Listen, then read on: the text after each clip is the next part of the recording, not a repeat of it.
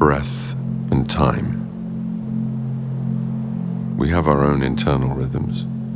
We have many different clocks. We have our own inner pulses.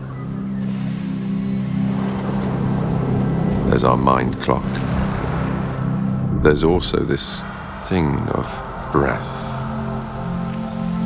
We're not voluntary breathers. It just happens. So to engage with that and try to slow it down, to feel the full value of the air in your lungs, to sustain your dive, it makes you understand the relationship between that breath and time.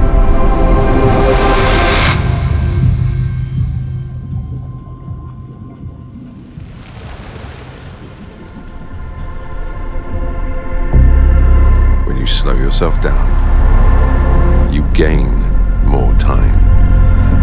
You accomplish more. You can go further. You can go deeper.